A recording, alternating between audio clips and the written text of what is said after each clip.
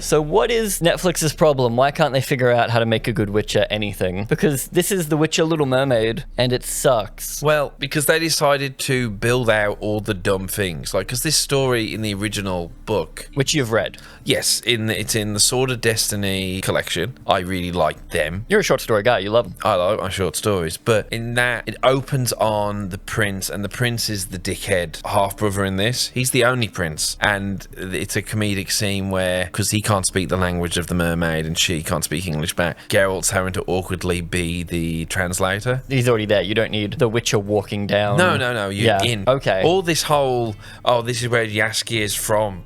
Fuck off, that doesn't exist in the story. This is just a town they've came into. Yep. So he's just there doing that, and the whole thing, and it's referencing this, a little sacrifice. The whole point of this story is the little sacrifices we make for the people we care or love about. And this whole mermaid versing the human thing, background stuff. So they've swapped it. Summarized real quick. And the main part of the story, which is surprising with a lot of these short stories with The Witcher, they're very talky. There's not much. It's more about because, this is a sword and sorcery series, post-Conan, a post-Elric, a post all these things of like, hey, here's what the monster hunter thinks. Like, they're really talky. It's surprising how talky they are. It's morals all the time and It's morals all the time. So that basically means they've swapped it, and instead of us getting what we were just talking about earlier, the heart of the story being the little sacrifices we make for the ones we love, they've instead said, fuck that, what if it's Game of Thrones, two warring factions going at it, which is basically a Doctor Who story at that point. It's meant to be about Little Eye.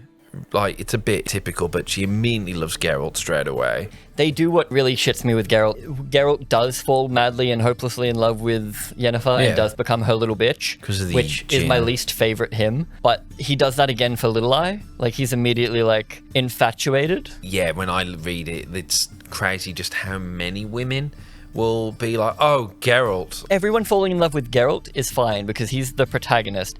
If he literally immediately falls in love with every woman he meets, it just gets annoying because exactly in this, he flirts with her really awkwardly. Why do they call you Little Eye when you have two huge eyes? And he becomes an awkward teenager. Yeah. And I'm like, is this my cool guy? I thought that's what we were doing. It's meant to be that he can't love her because he loves Yennefer, so he can't give the little sacrifice of like he wants to love her, because I think it's been a while since I've read it. But the whole idea that loving her would be easier than loving Yennefer.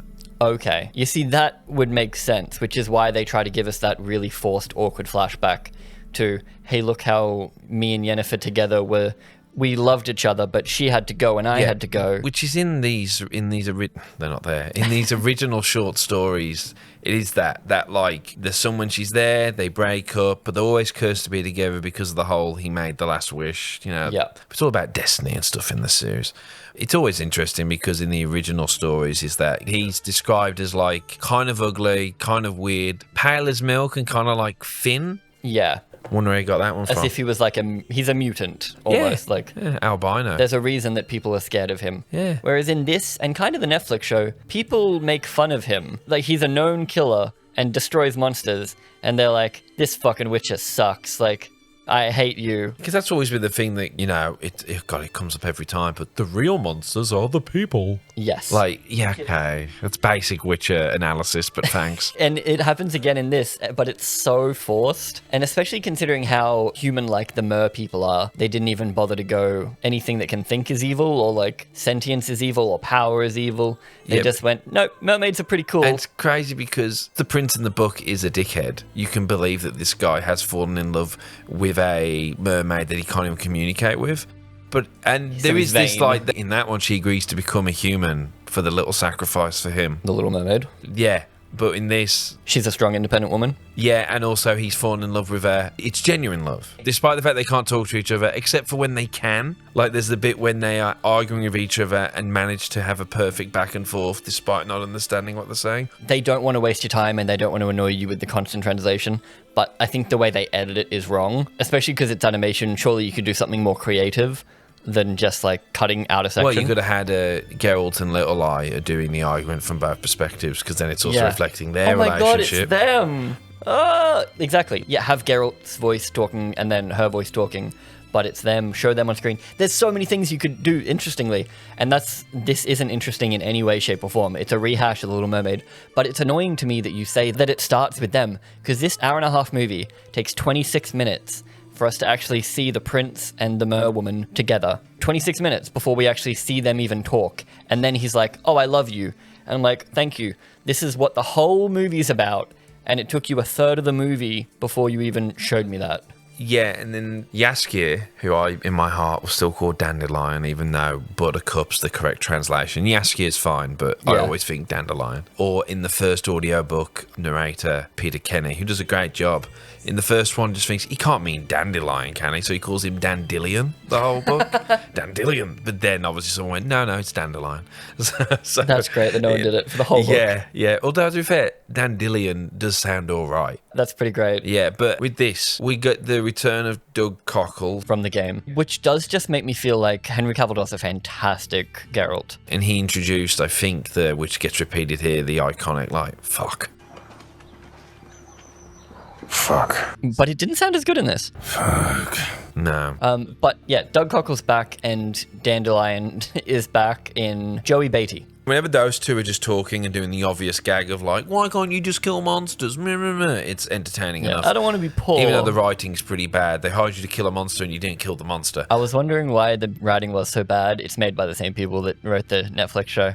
But then we get our third person, Little Eye, who is voiced by a American actress who recognisably appears as the woman who says Henry Cavill is just really hot in Man of Steel. I just think he's kind of hot. You say recognisably. No one remembers that scene except you. She has a terrible English accent in this. The way she delivers. She's a Cockney geezer, ain't it? Oh, I'm speaking like this. There's gaps regularly. Come now, have a little humility. I mean, it's audio. You could edit that down. They could have fixed that. Am I right, though? Like, the other two sound like they're in the mic, and then all of a sudden she sounds like she's back here. Maybe it was recorded in a cupboard. Just had no flow to her. I don't know what encouraged this. Was it a last-minute thing? Did she not have much time to prep the accent? She's in a lot of the movie. Emily Carey's here voicing... She and Az. The Little Mermaid, The Little basically. Mermaid. Have her do another voice. Just have her do two voices. Like if you're desperate. Was that also her doing the mer voice? I think so, yeah. Which is, it's a fun language. And they kept the sing-song in us. They speak almost in poetry singing. They kind of had that when they're speaking their language. Arvente don, kerve eka sensibile tirti ine kerne ekoremi. Yeah, it sounded nice. And then she even says, like, your English sucks. Yeah. Which is fun, like, Polish people probably... Polish people? Wait, is this based on Polish mythology? I wouldn't fucking know, would I? I bring that up because this whole series, live action, everything... took diversity. No Polish people in this. Yep. No Polish architecture. No sense of that. It has Game of Thrones architecture. Yeah, but they incorporate a lot of Polish history, Polish wars He's Polish, into it. yeah. It's their Lord of the Rings. They're really serious about it. And the idea that these people came along and go, no, it's medieval shit, right? Like wild. That they could have really unique, like Polish medieval architecture, which the games employ. You could make it interesting. Yeah, the games did it. You could do something interesting, which again, this movie doesn't. That's a small point, but let's see some Polish reputation in. It's like doing Lord of the Rings and not having someone with English accents. Yeah. To me, you know. But yeah, that's a small thing. Yeah, Little Eye is allergic to the letter T and never uses one the entire thing. No, you don't. The tide shifts at over 10 cubits, and we're almost at low ebb. Little Eye, Little Eye, innit? her accent's just. Oh, it's Dick Van Dyke. It's a Ryan Drake story. It's Dick Van Dyke levels of bad. Dick Van Drake. Yeah. And it kind of continues. Everyone in it isn't very good except the two leads. Who still don't get... I'm here going, why is this hard? Like, I know the books don't always do it, but it is funny. Dandelion will act like a fool to get Geralt to laugh. Like, he knows how to get Geralt on side. Which I think in live action, Joey Beatty and Henry Cavill pulled off. But they didn't have enough time to do it. Like, the whole bit when he's fishing for the genie, he goes, your voice is bad. He goes, you need bed. Like, he's so offended. There it is. Like, it's your Holmes and Watson, in a sense. Here's why we're here. It's Shrek and Donkey. And they were why people took to season one, even though I didn't think season one was particularly great. The things that people took to were those two people interacting. Geralt, thank the gods. I might live to see another day. We need to go. Yes, yeah. you're okay. As we said in the opening, this is just the Little Mermaid plot-wise. It's kind of shifted in the way that the guy wants to marry her instead of the other way around. The prince is in real life love, like in love, not vanity like he is in the book. He loves her, and He's she an loves him invented back. character, yeah. They do have sex. She mentions the line, "I liked you better when you fucked instead of talked." Yeah. They couldn't communicate anyway. I mean, I guess they can now. But so it was very lust in this. But basically, we don't meet them for 26 minutes, so they barely even matter. Yeah. It's the most basic Witcher setup ever, like almost to the point where it would be the first objective in a game.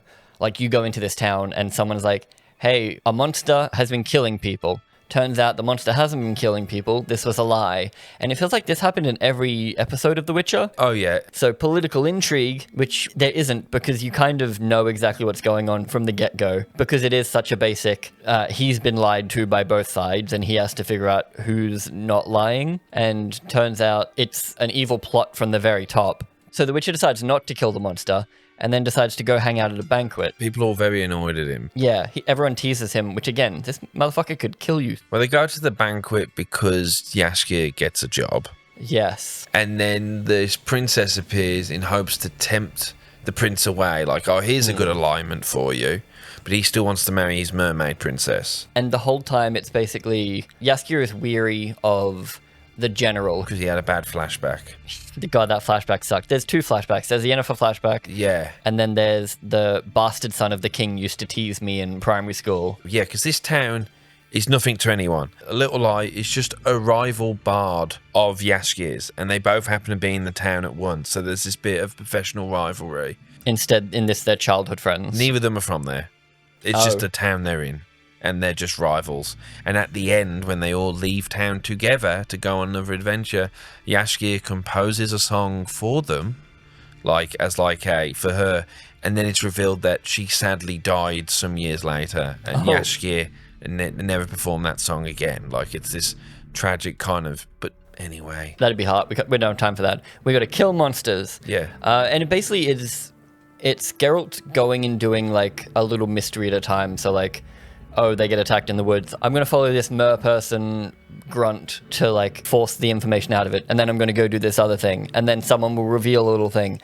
It's very, very basic. Does feel like a game where you would complete one of, like the quest would be hunt down this guy. You kill him, you get into objective, you go do that. Press focus to follow the tracks, yeah. Yeah, there's a detective mode bit where Yeah. he says that it's iridescent, but then the blood doesn't shine. I don't know if that was a point. Yeah, I'm already kind of forgetting it. It shows a bunch of the human politics, which is exactly what you'd expect. But then the mer people politics is weirdly identical and not in like a, hey, look at these two mirrored civilizations. They have nothing interesting to do with their civilization apart from they look different. And then she contemplates having a potion to have her legs, and they just take the Little Mermaid. They even do the song. It's an evil song too. It's a choice. Little bit of sacrifice, a whole new world of paradise.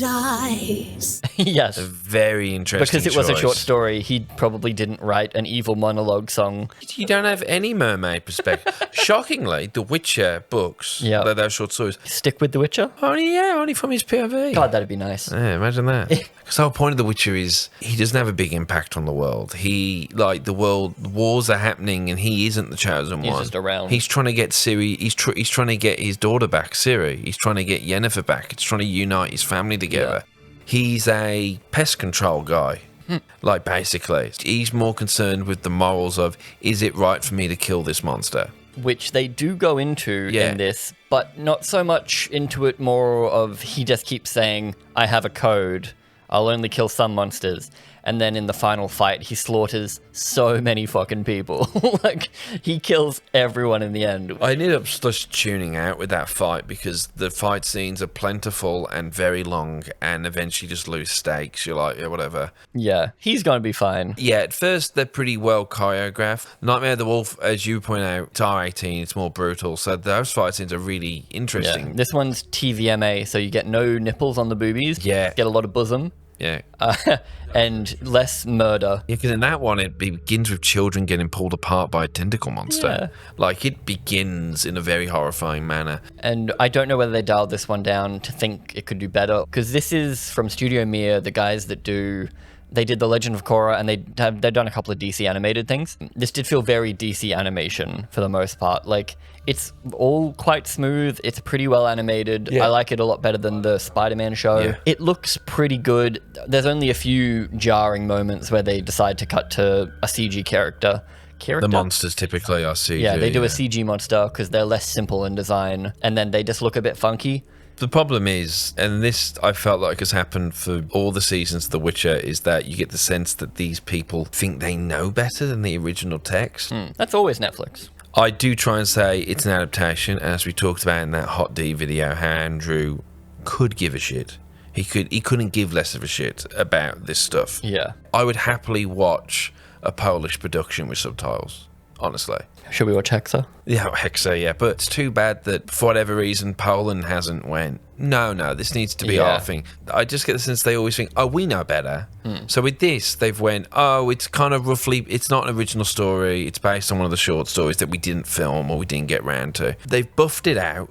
I assume they removed it because of the giant octopus, like CGI budget. Yeah, like when they were picking which one they wanted, they went, oh, we don't need that one. Yeah. They've built out in all the areas that aren't interesting, as you've said. It's the political intrigue stuff that is fucking boring and stupid. Because it's just samey. Because turns out, the big reveal is, the king is in cahoots with the evil mermaid woman, Ursula. who's pretending to be a lady to attract the prince away. Yes. And her motivation is how she loved the whatever the fuck more. Yes, in the intro, it's very blatant extradition. She says to the queen, I fucked your husband first or whatever.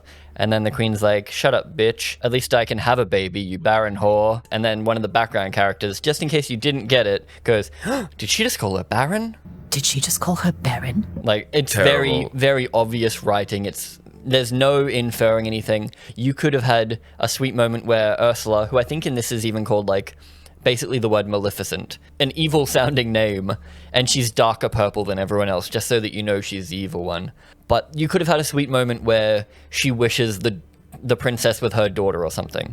Like, you could have done something there. Instead, she fucking hates everyone. She hates the husband for not sticking with her. She hates the queen for taking a wannabe boyfriend. She hates the princess for even being born and not being hers. The reason that she's doing this is because she hates everyone, but she has no end goal apart from, I want everyone to die, because her plan is to start a war where everyone will die. Oh, yeah. And the king's motivation for doing this, Oh, God, it's wild. he doesn't want his son that he loves. He will do anything for and this he's boy. in charge of. Yes. He will do anything for this boy, but for some reason lets him entertain the idea that he can marry a fish, even though he's completely against that. The whole movie, you think he's okay with it. But when he revealed that, I did this to put you off her. Mate, just tell him no.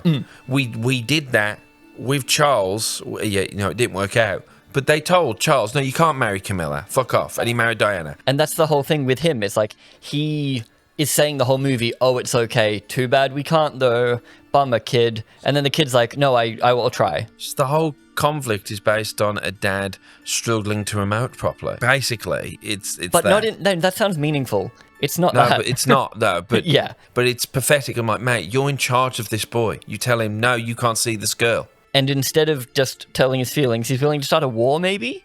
Yeah. Like, because that's the outcome. There's no outcome in this where it's just, oh, they can't get together. The outcome is a war. We could be at peace with the mer people because, like, we're told they keep attacking. It's not that big. As I said, in the book, it's not the point of the story. But we need something for Geralt to investigate. Little Eye's like, I have to do this because my little cousin, nephew, whatever the fuck. Yeah, they're conscripting the people. It's like there's no rising tension. Because Andrew managed it, because it's his character. It's about the emotions of a cold-hearted killer. That's what he's playing on, is that it's the monster hunter, but what does the monster hunter actually think and feel and do? And the whole point is that witches don't have emotions, but Well, they're not supposed to. he feels the most. Yeah. Like, that's the thing. He's a right little softie. And he even tells us his backstory again in the intro to, I think it's to Essie. He goes through and says, I woke up on hay every morning, like I was a poor child, I had no love. Even though this is in the same timeline as the Yeah, show. it's in the same And you time. wouldn't be watching this by itself if you haven't seen the show. Yeah. So it's like they already have all that backstory with Yennefer, and then they just show us it all again. And like, I don't care, honestly. Yeah, it's incredibly weird just how much they fumbled this. Like, and they really did, and now it just feels like it's just let it die. Like, and they kind of are. I think Liam gets 2 seasons and we're done. Oh, Like, I we're thought they were finished. still hoping for 7. I don't know. I don't know if they've ever confirmed. Oh, there's no way it ever got to 7. I don't know if they have plans to stop. Other than just watching it because you're hearing the original voice of Geralt back again, which is nice. I guess. I mean, that game's 10 years old. It's pretty nostalgic for me to hear Geralt the way I was introduced to him back. But yeah, they completely missed the point, and the more interesting conversation is everything that the show does that the books have, and what they removed is the heart of it. The literal emotions of, like, there's a scene in the first book where Geralt gets to see Ciri. She wakes up from a nightmare and he talks to her and they connect over it. In the show, it's just, I also have nightmares. Like, they purposely have removed these important scenes of father and daughter because they know better. And that runs in here, and you're just left going, why does this exist? Like, it seemingly exists for the action that they can achieve through animation, because in this, Geralt is an anime protagonist. which he isn't. He's obviously enhanced. I do enjoy that he actually uses his magic. Yeah. Like, he uses it more in this one movie than he does in the entire 2 or 3 seasons of the Netflix show. I know, because it's anime, so it's a different medium, but in this, makes them fucking super speed. Like, they're jumping off trees and breaking branches when they jump off. In the book, and I think in the show, it's just, it makes him more resilient for a period of time. It's because they can, because it's animated, and maybe that is the appeal. Like, the best DC animations are some of the ones that just show you really cool shit that you can't see anywhere else. Like, you can't see it in motion. It's kind of why I kept going with the new season of Castlevania Nocturne Season 2. It's pretty cool fights. Yeah. I guess this holds up for that, because we do culminate in Ursula becomes a giant kraken. Yeah. Which, weirdly, she becomes a kraken halfway through the movie to stab a bunch of people with spears to pretend the Murlocs did it. There's no reason why she had to turn into a kraken, apart from to tell us early that she can turn into a kraken, so that when she turns into a kraken later, we're not like, ding! And then they have to fight a kraken, though. So it's Geralt doing acrobatics, Joey Beatty keeping up with, like, trained fighters somehow. It's just a bunch of bullshit. But I guess it looks semi-cool, and he shoots fire. He obliterates a fish at some point with the force push. It just goes... Yeah. And that's kind of fun. But I keep thinking Essie was pointless to this story. Because she's the focus of the actual story. Yeah, whereas in this, she kind of rocks up. And he does hook up with her. Yes, but she tags along for no reason. Oh, well, it's meant to be, I'm only here because my nephew could go to war. Yeah, because that doesn't happen until halfway through. Whereas with this, she's just like, oh, I want to hang out with my friends. And it's like, this is a dangerous mission where we could die. And because in the original story, it's lower stakes. And There it's is still short. this fishermen are dying because of mermaids, but the princess chick, she resolves that. Yeah, she's not in danger in that. Whereas this, she's fighting off people as a bard. Yeah, it's very... Ugh. And then, obviously, the ending as a twist. Because... They can't just do the Little Mermaid again. Because he makes it realistic in the books. At the time, it was pretty charming to go, what if we played these fairy tales straight? It's really stupid that a mermaid and a human who can't speak the same language have fallen in love.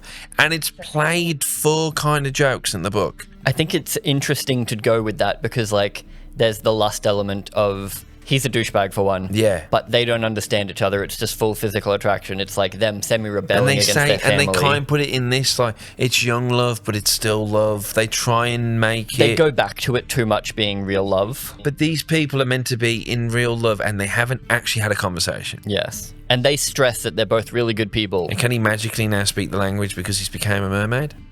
Yes.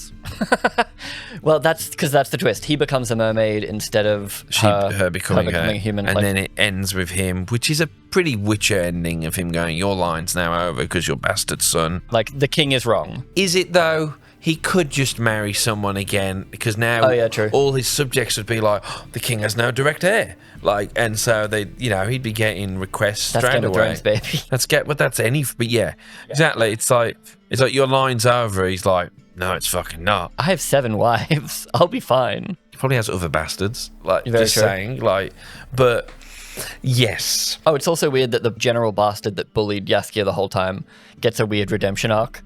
He's like, he's not a bad guy Repeat of anymore. I'll go first, backflip. You knew it was happening the moment it was They beginning. somehow fight off an entire horde of people because he could do a backflip one time. I'm like, okay. It's a very dumb movie. I think the most annoying thing is it doesn't do anything interesting. Like, there's nothing special here. Is it fair for us to even be doing this because Netflix shit it out on a Wednesday night? Why it's did we not a care? live action. It might have been interesting if they had Liam do the voice. Yes. So we did have a quick discussion about Liam would have been a cool introduction as the voice. It might have got people watching it. What It if would they have got told people no watching one? it. And then everyone's like, wow, this is really good. And then the credits are like, Liam Hemsworth. And you're like, oh. And we think they would have done that if he was good.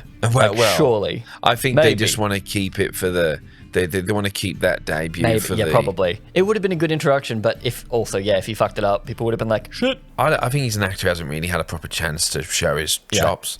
So I'm hoping he is good. I think he looks good enough. He's bigger than I remember. He's got nothing else on, so I'm sure. Hopefully he's committed enough because he could get a whole He thing can get out 4 of this. seasons. Don't bother with this. You should buy the comics the comic adaptations by Julian Blondell. This is the first arc.